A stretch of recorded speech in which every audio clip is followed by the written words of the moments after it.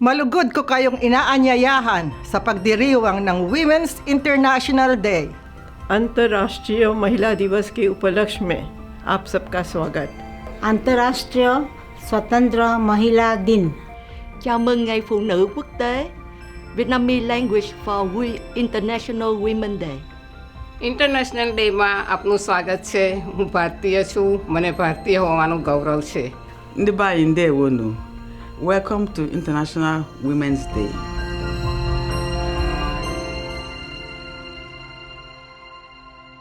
Hello, I'm Amy Bauman, Director on Aging for Piscataway Township.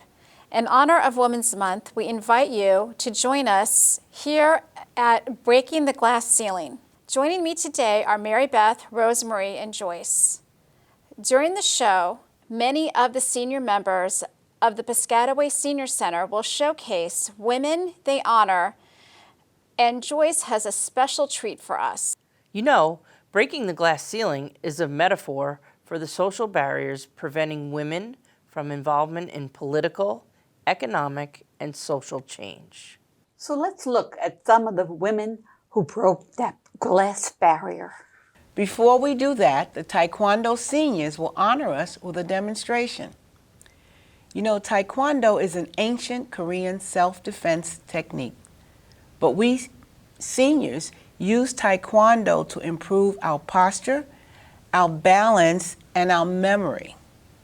Attention, count, 준비, ready, 1, 2, 3, 4, 5, 6, 7, 8, good, 5, first stage, ready, 1, 2, 3, 4, 5, 6, 7, 8. Yeah! Good. Down. 1, 2, 10 bucks. 1, 2, first stage. Good. Now. 2 feet. Ready. 1, 2, 3, 4, 5, 6, 7, 8. Yeah! Good. First step right there. Ready. 1, 2, 3, 4, 5, 6, 7, 8, 9, 10. Good. Now. Nice and good. Good. Now. Ready. 1, 2, 3, 4, 5, 6, 7, 8, 9, 10, 11, 12, 13, 14, 15, 16, 17.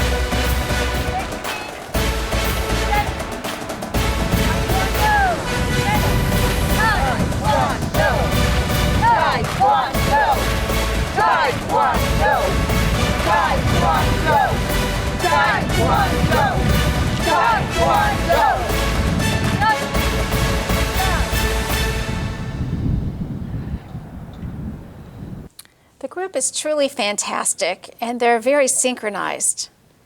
Well, I have the pleasure to honor Ruth Bader Ginsburg. Ruth Bader Ginsburg, a fighter for women's rights, passed away this past September of 2020. Upon her death, there was an outpouring of love for the justice. She was appointed to the Supreme Court in 1993 by President Bill Clinton. She was the first Jewish and only the second female justice on the high Supreme Court. She spent much of her legal career as an advocate for gender equality and women's rights. She continued to work during her 2 bouts with cancer. She co-founded the Women's Rights Project at the American Civil Liberties Union, ACLU, in 1972. Legal scholars and advocates credit Ginsburg's body of work with making significant legal advances for women under the Equal Protection Clause of the Constitution. Paying homage to Ruth Bader Ginsburg is Ardis Sapchin. You know, Ruth Bader was a woman of integrity, and she showed it, and she lived it when you see all of the various civil programs she involved herself in. She had to fight a hard fight when women were not, in this That's right. career. And she had to fight every step of the way, in the beginning especially. I have one, Serena Ardellino, nicknamed the Healer-in-Chief, and Karen Guttentag will tell us about her. Serene, also known as Healer-in-Chief, was an independent presidential candidate in 2020. She is the daughter of immigrant parents who fled 2 different communist countries in the 1970s in the pursuit of freedom. She has a background in psychology, healthcare, sales, executive coaching, philosophy, theology, and various sciences.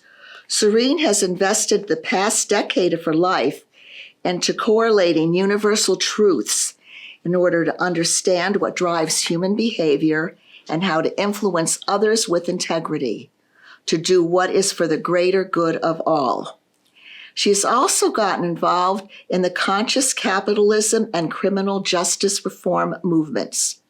Serene has been nicknamed Healer-in-Chief because of her natural ability to heal and unite people from all walks of life with her words and energy. She has been told that such a leader is needed at this time. This experience led Serene to base her campaign on love, logic, and liberty for all. That's a new name for me. And if Kara didn't introduce it to me, I would never have known her. I understand she was running for, let me see if I get this right, she was nominated by the Independent Party to run for president. And you know what? She believed her duty was to lead the way. She really did. So that many can be inspired to learn how to overcome adversity and how to take control of responsibility over their own lives. We're learning so much today.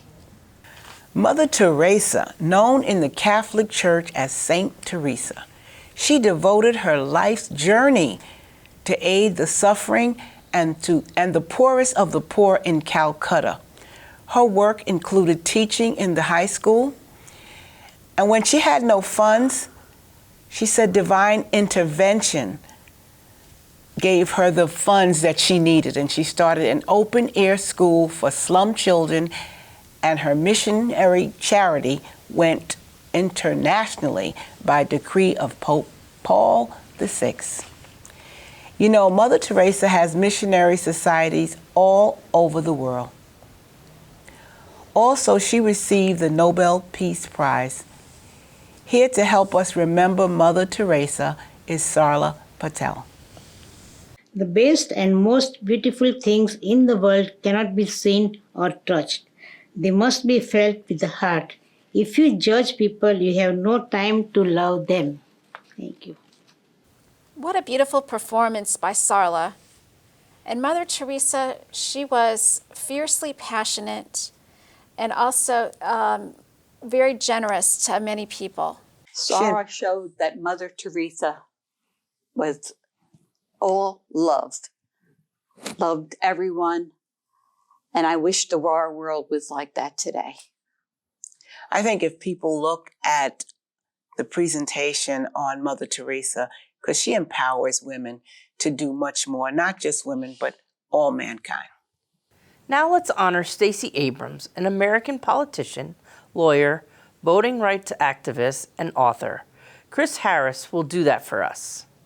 Who is Stacey Abrams? Stacey Abrams is a scholar, a political leader, a voting rights activist, and a New York Times bestseller.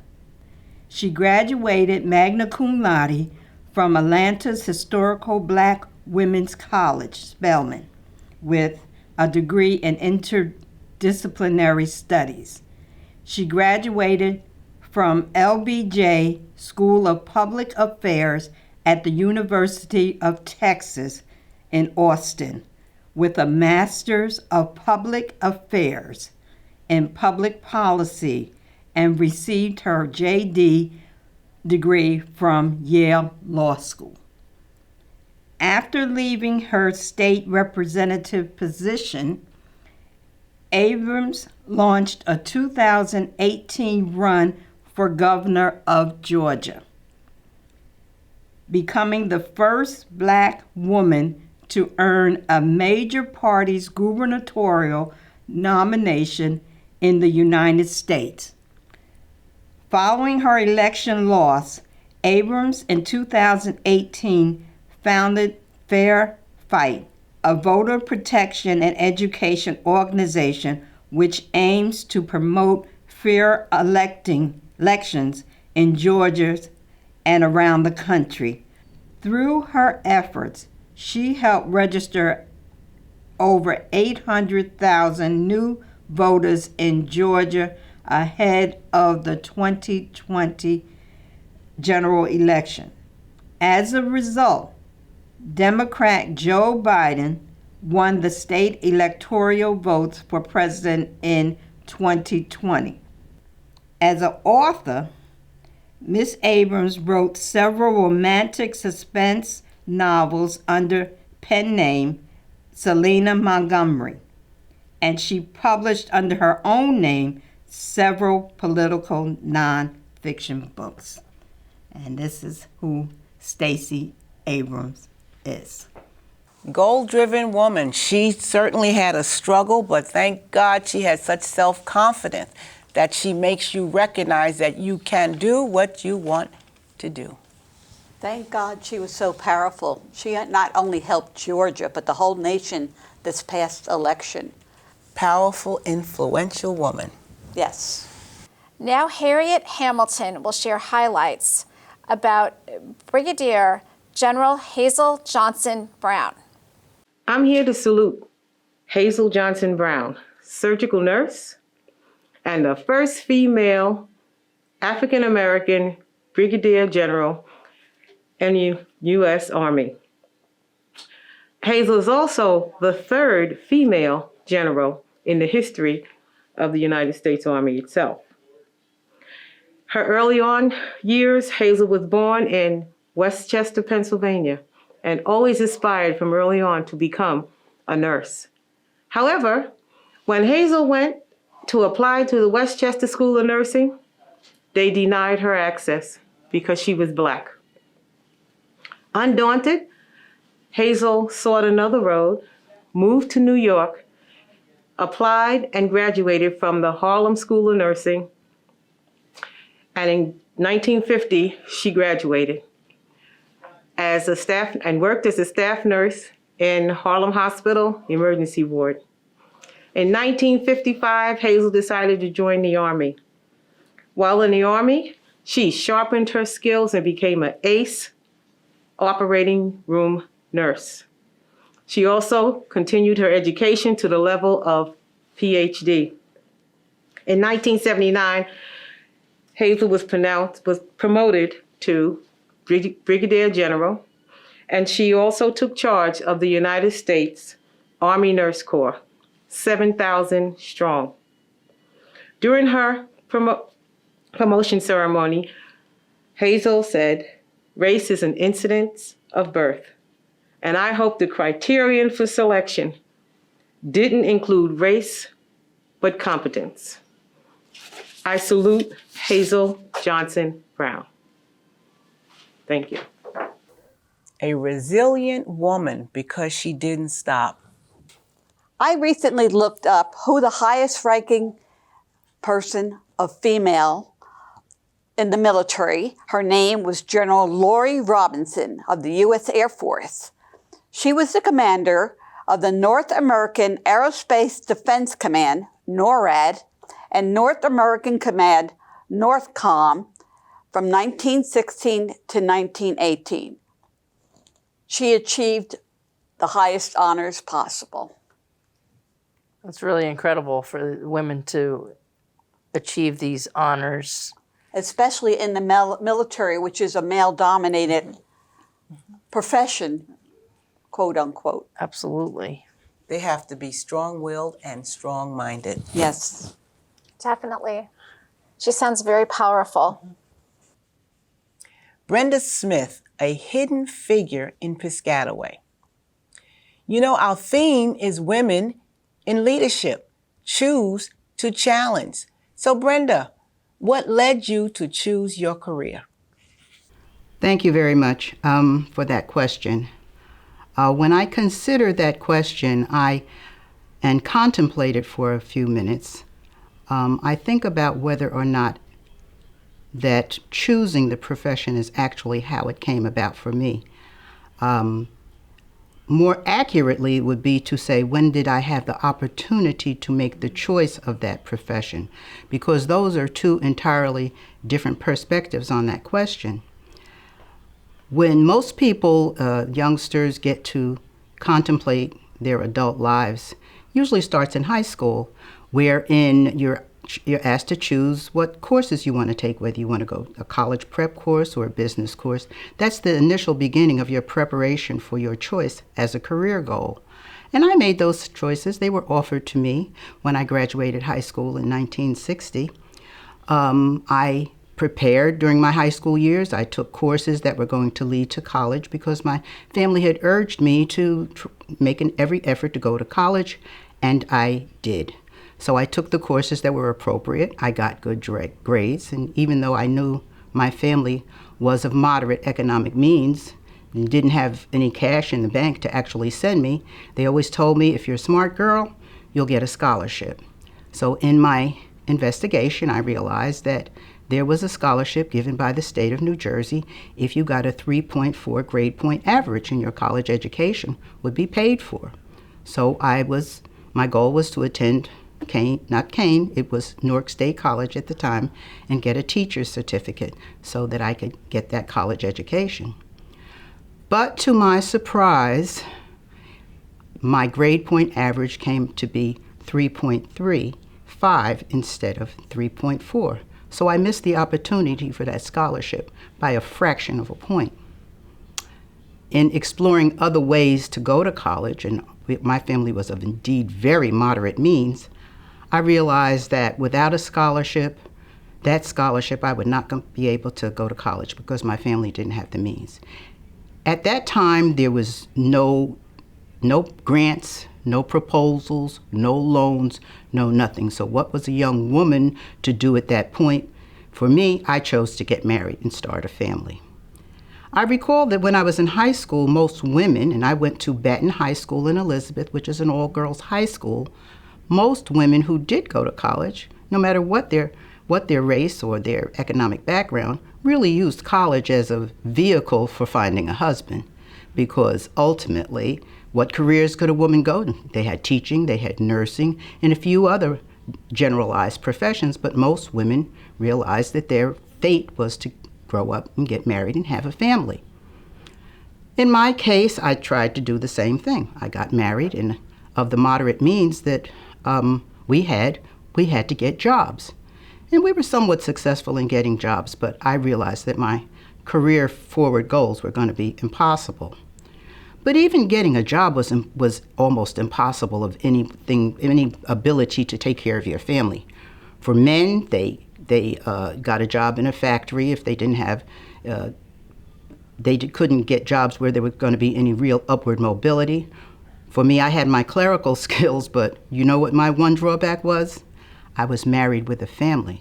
So when I went on interviews in 1961, they told me I had a child. And I had to stay home and take care of my child because they wouldn't hire me because I had children. That's what it was like in the early 60s. In fact, that was just at the time birth control became popular. So at least we had the opportunity to control our productivity. But then, as fate would have it, it was the 60s. So we had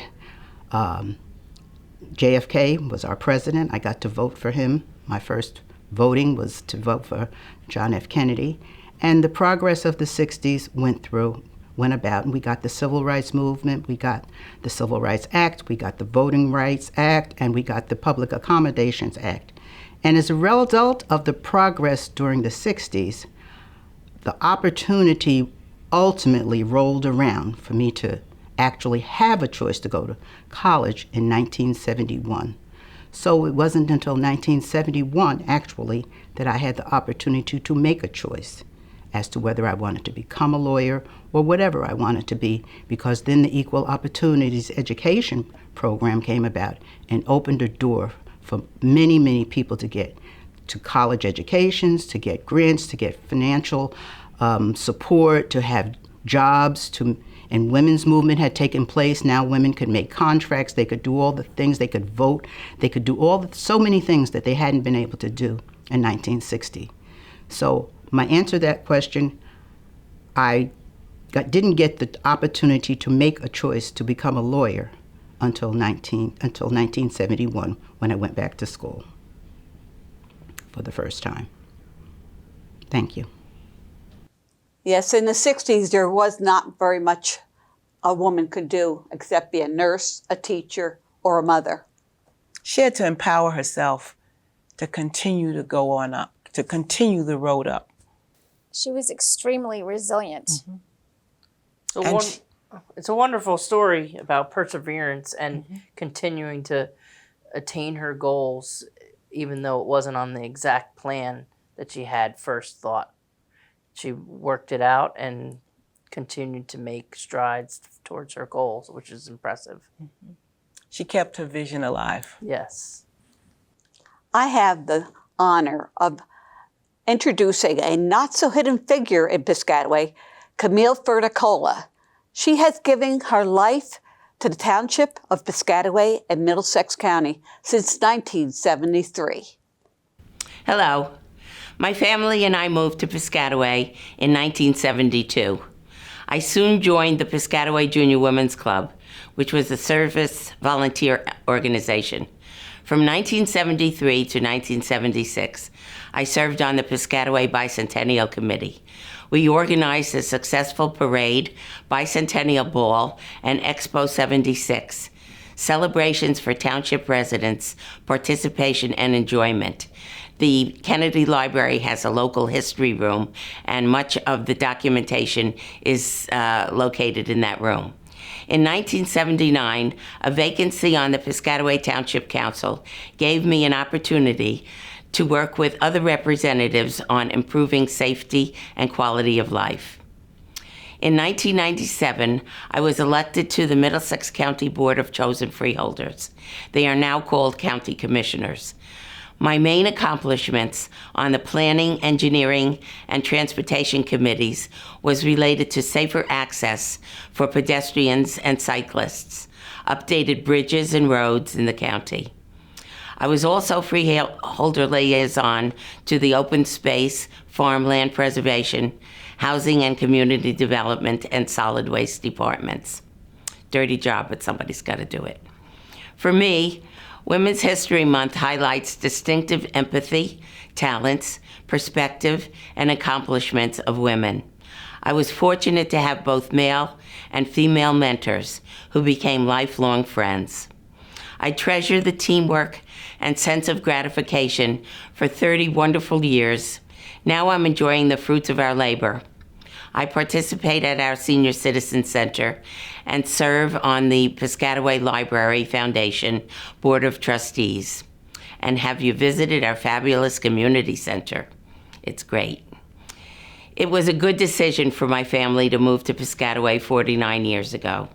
Thanks to the committee for giving me the opportunity to share my story.